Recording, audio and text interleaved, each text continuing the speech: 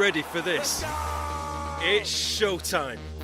Lights, fans, action. Oh yeah, we've got action. Faster, tougher, more ferocious. There's nothing like League. This is the Betfred Super League.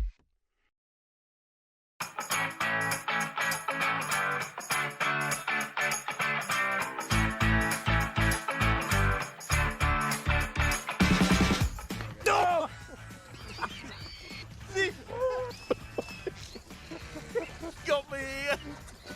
It took a big chunk. It's bleeding. It's bleeding. Oh no, it's bleeding. The thing just ripped my ear off. What do you think?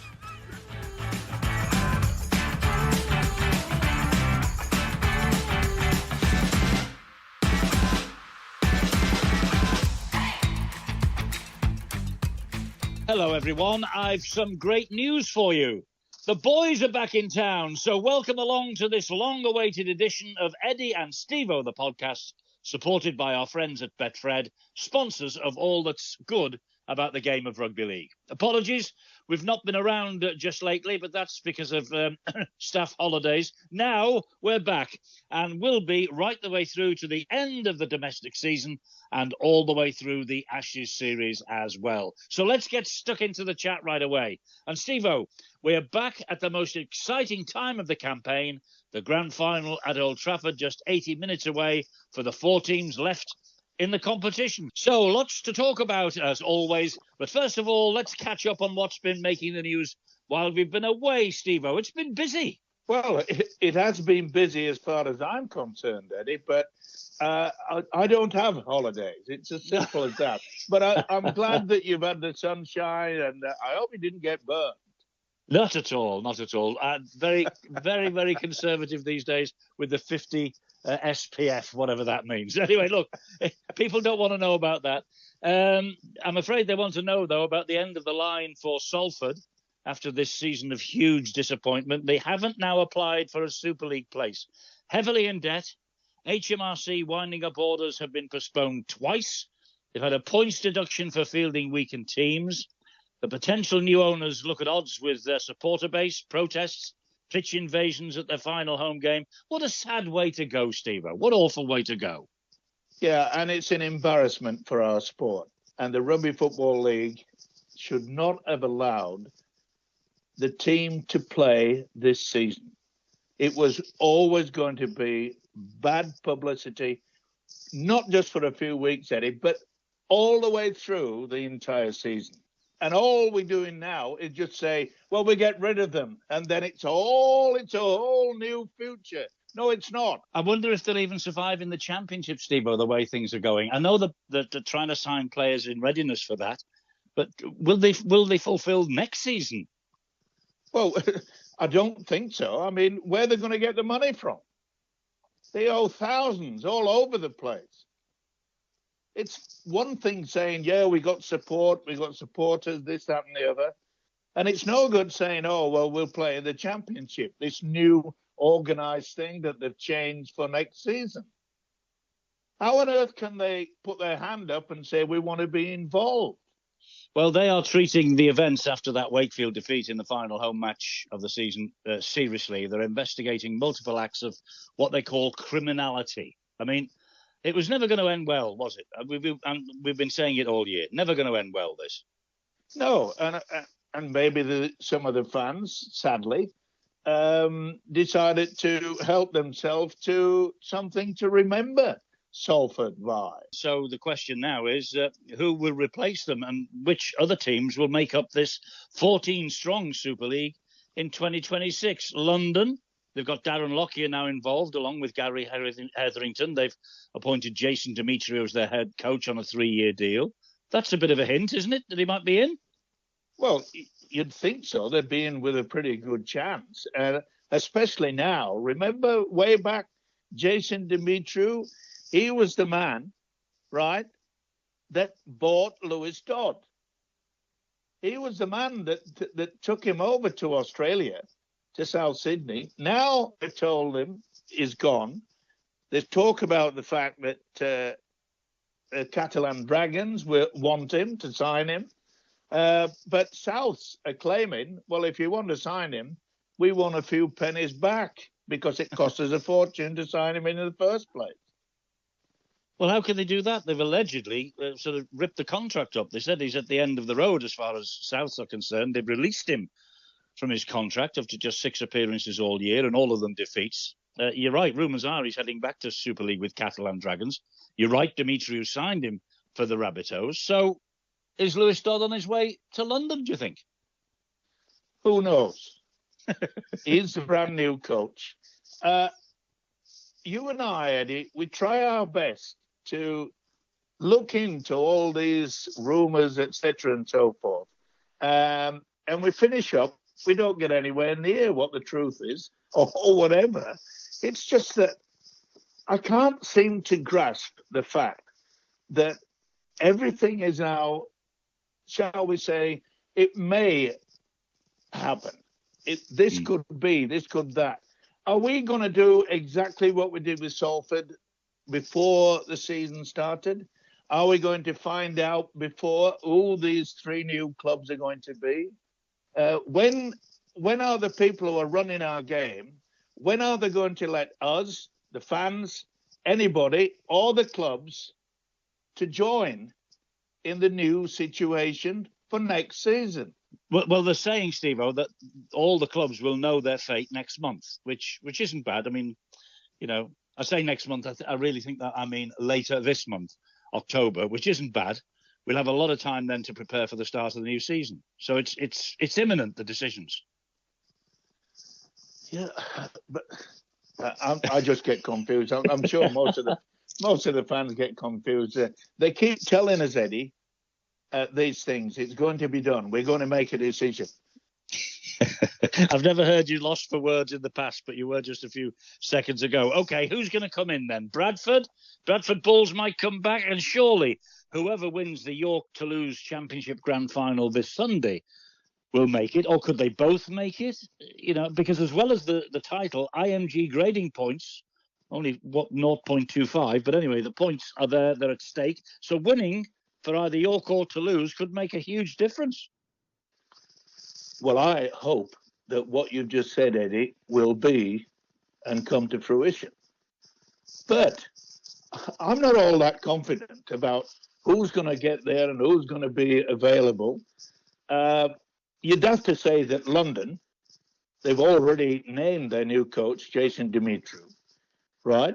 And he's on a 3-year deal. What bigger hint do you need?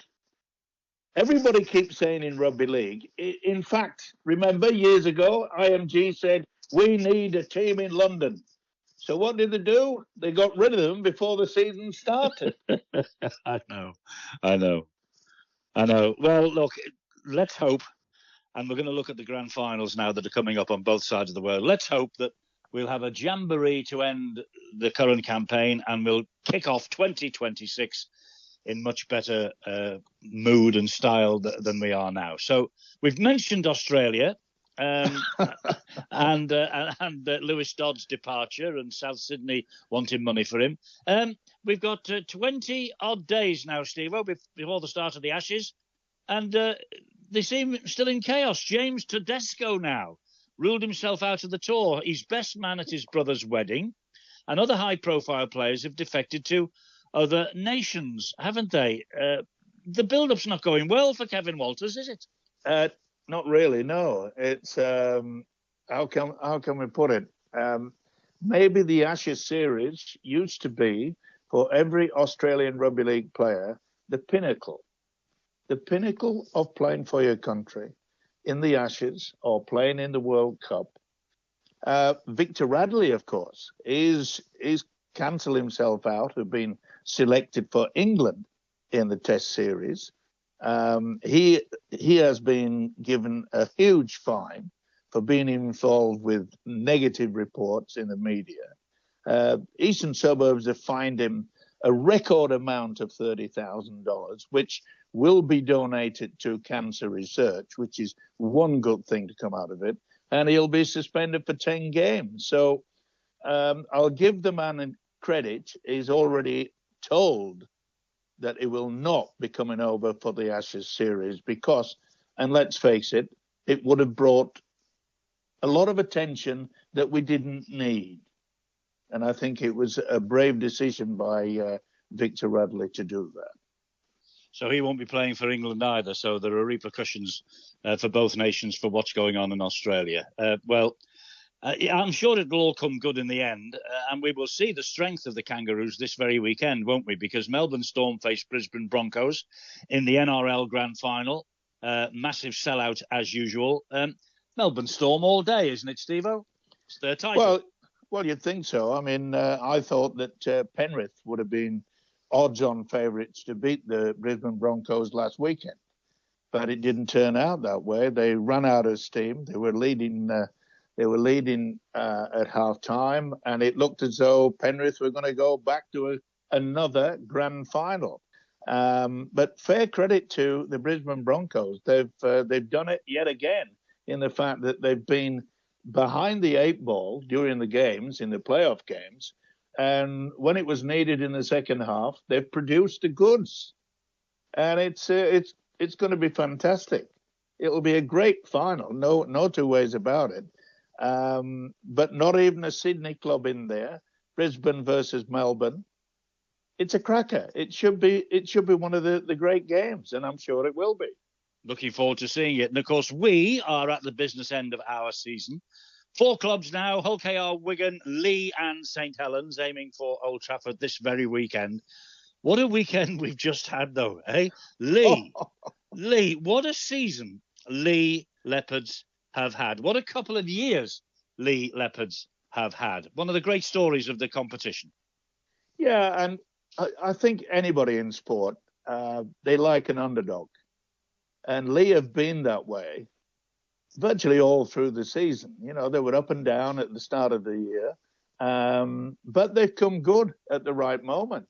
And that's all that counts. It's not how you start, it's how you finish. It is. But I tipped Wigan to win the competition before the season started. I looked through their team, and I just said to myself, this is going to take a good team to beat them. And I still think that they will be favourites. I'm sure they will, but the fact that Lachlan Lamb is going to be playing at the weekend, he's a centre of an allegation about a comment he's alleged to have, or not necessarily him, but a comment that has alleged to have been aimed at Mason Lino. But Lachlan Lamb plays at Wigan. It's the biggest night of the year for the Leopards. They went there and won. Remember on the first day, they won 1-0. Yeah. And they've beaten Wigan twice this year, you know. I know they folded in the semi-final 12 months ago, losing 38-0. But they're in better nick this year, aren't they, Stevo? Much better nick. Yeah, and they've got a very, very good solid pack, which and they've got the three-quarter line that can expose any team. But the Wigan's defence has been their key factor. And when you think about it, when it comes to playoff games, when it comes to semi-finals and grand finals, it's your defence that will ensure that you get the ability to pick up that trophy. You can look through all the finals that have gone and you think to yourself, it's delaying the opposition so many opportunities. If you can do that, then you'll probably finish up winning. 25 years exactly on from that magical wide to west try. Saints came up with another at Leeds on Saturday night to book their trip to face Hull KR this weekend. What a moment for Shane Wright. And it's earned him a 2-year deal with Saints this week, by the way. How does St Helens produce these miracle plays so often? Well, they never give in. It's the attitude, as you often said. Never write off the Saints, Stevo. That's what I said. Yeah, well, when you think about it, the fact I just could not believe it. What was it? 14, 15 passes kept it alive. I mean, the hooter had sounded. Yeah, I mean, it's brilliant. I was on the edge of my seat. I just could not believe what I was watching. I thought, well, that's it. They're gone. Full credit to the Rhinos. And then, as I say, that Saints have this habit of never, ever giving in. Yeah, they had to play right the way through to the final siren and more, didn't they? I wonder if that might take its toll because, of course, Hull KR and indeed Wigan, they've had the last weekend off. But I mean, how on earth is it, and why is it that Saints are always involved in these last-minute dramas? You know, we've had wide to west, we've had now left to right, we've now had the Wellesby try that won the grand final in COVID at Hull against Wigan. Now. Look back as well, 2017, Luke Gale dropped the goal that took Castleford to Old Trafford. That was against St Helens. And here we've had this one as well. But should Saints have been in this position? John Bennison awarded a try by the video referee, sent up as a no try, but the video referee turned the decision over. And it's understood after review this week, the match officials department believe it might have been the wrong call and the try shouldn't have been awarded. I mean, it's amazing the way things go on in this game, isn't it? Well, don't you think that was a little bit stupid for the organisation to publicly come out and say that the review this week by match officials believe it was a wrong call? Listen, we have to support the people who are doing their job. And you don't come out a day or a week later saying that try should not have been awarded. It was awarded. Simple as that. Forget about it. Why do we have to keep going back? I mean, let's turn the clock back. No, it's rugby league. It's what we live for. It's the greatest game on earth. We know that. And what we've seen over the last couple of weeks has been outstanding rugby league. The high quality has been fantastic. Why do we have to embarrass ourselves again by saying, well, it's understood that the review this week, the match officials department believe it was a wrong call? Well, look, in video referee it's irritating, Eddie. I know, I can understand that, and I can tell the irritation in your voice. But in video referee decisions in all sports, I mean, VAR in football isn't perfect, but we just have to live with it. But chip paper now, Stevo. Chip paper. We've got two mouth-watering semis to come. Yeah, but it's not for the fans at Leeds. That forevermore they'll say we were robbed. Yeah, well, hard luck, you were robbed. Two great semi-finals to come. Hull KR Saints, Wigan and Lee. Now, Hull KR got to Old Trafford last year. Same again, do you think? Or can the Leopards or the Saints prevent that happening again? I think it's pretty open slather.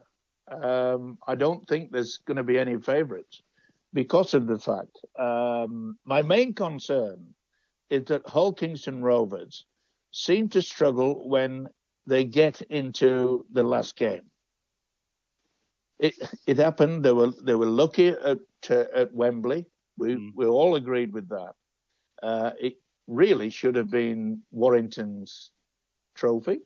Yeah, but they did that, and they realised they're not playing their best rugby league football as what they did probably for 3/4 of the season, and it's going to be difficult to pick a winner out of that one. And the two semi-finals, to me, are going to be mouth-watering. It's going to be fantastic rugby league. But let's hope the officials get it right. You're off on the soapbox again. Okay, let's keep our fingers crossed. Wigan, as you say, they've not let you down so far, have they, this year? They've been in and out early on in the season, but at the business end, they seem to come good. So you're sticking with them, as you said earlier, yeah? My word. Why change? No, I know. I'm not one of those officials, Eddie, that come out publicly and said, actually, I shouldn't have picked Wigan. I should have picked someone else. It's crackers. It's crazy.